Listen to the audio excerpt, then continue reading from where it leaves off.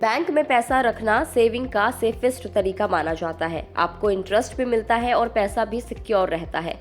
लेकिन क्या आपने कभी सोचा है कि किसी की डेथ के बाद उसके बैंक में रखे पैसे का क्या होता होगा? क्या वो पैसे निकाल लेने चाहिए या बैंक को ही उस पैसे का हकदार घोषित कर देना चाहिए? हाल ही में एक रिपोर्ट भी आई थी कि इंडियन बैंक्स में 35,000 करोड़ रुपए अनक्लेम्ड मनी है, यानी इतने पैसे का कोई वारिस ही नहीं है। तो ये पैसे अनक्लेम्ड कैसे रह जाता है? कैसे आप किसी की डेथ के बाद बैंक से पैसा क्लेम कर सकते हैं, सब बताएंगे आपको इस वीडियो में, एंड तक देखिए। आप जब भी बैंक में अकाउंट ओपन कराने जाते हैं तो आपको नॉमिनेशन फाइल करने के लिए कहा जाता है, यानी आपको किसी को अपना नॉमिनी बनाना होता है। तो ऐसे में अगर किसी अकाउंट होल्डर की डेथ हो जाती है तो उसने जिसको नॉमिनी बनाया है पैसा उसे मिल जाता है।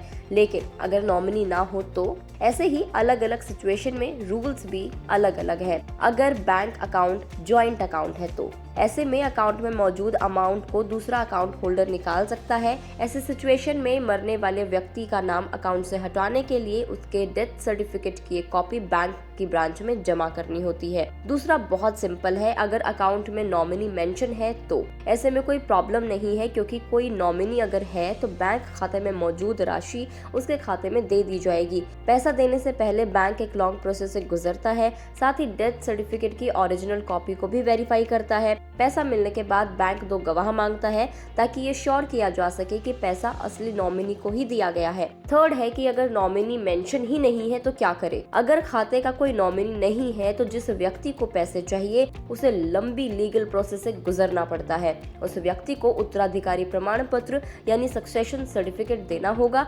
इससे ये साबित होगा कि मरने वाले का पैसा उसे मिलना चाहिए। लेकिन अब ये उत्तराधिकारी प्रमाण पत्र क्या होता है और कैसे बनवाया जाएगा? तो उत्तराधिकारी प्रमाण पत्र यानी सक्सेशन सर्टिफिकेट एक ऐसा डॉक्यूमेंट है जो मरने वाले व्यक्ति के वारिस को दिया जाता है अगर कोई व्यक्ति अपने मरने से पहले वसीयत छोड़कर ना गया हो तो। अब ये बनेगा कैसे? तो जिस जगह पर मृतक की प्रॉपर्टी है उस जगह के सिविल कोर्ट में उत्तराधिकारी को एक एप्लीकेशन सेट फॉर्मेट में दिया जाता है। एप्लीकेशन में उन सभी संपत्तियों का जिक्र किया जाता है जिनके लिए उत्तराधिकारी अपना अधिकार जताना चाहता है। इसके अलावा मृत व्यक्ति की death date, time and place etcetera के साथ डेथ सर्टिफिकेट भी अटैच करना होता है। एप्लीकेशन सबमिट होने के बाद कोर्ट की तरफ से न्यूज़पेपर में इसका ऐड दिया जाता है जिसमें ये कहा जाता है कि इस व्यक्ति के लिए अगर कोई खुद को नॉमिनी क्लेम करना चाहता है तो कर सकता है। सभी पक्षों से इसकी कॉपी भेजकर आपत्तियां मंगवाई जाती है। अगर किसी को ऑब्जेक्शन है तो नोटिस जारी होने के 45 दिनों के अंदर वो अपनी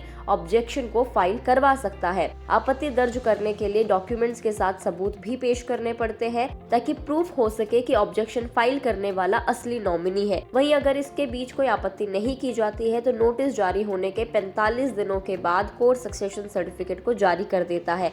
लेकिन अगर किसी ने ऑब्जेक्शन फाइल करके याचिका को चुनौती दे दी है, चैलेंज कर दिया है, तो सक्सेशन सर्टिफिकेट जारी होने में देरी भी हो सकती है। इसीलिए इम्पोर्टेंट ये है कि हमेशा अपने बैंक अकाउंट में नॉमिनी को मेंशन करें ताकि बैंकों में आपका पैसा अनक्लेम्ड ना रह जाए। आपको ये इन्फॉर्मेशन कैसी लगी हमें कमेंट करके ज़रूर बताएं। अगर आप इस वीडियो को फेसबुक पर देख रहे हैं तो फेसबुक पेज को लाइक करें, और अगर आप हमें यूट्यूब पर देख रहे हैं तो गुड रिटर्न्स के यूट्यूब चैनल को सब्सक्राइब करना ना भूलें।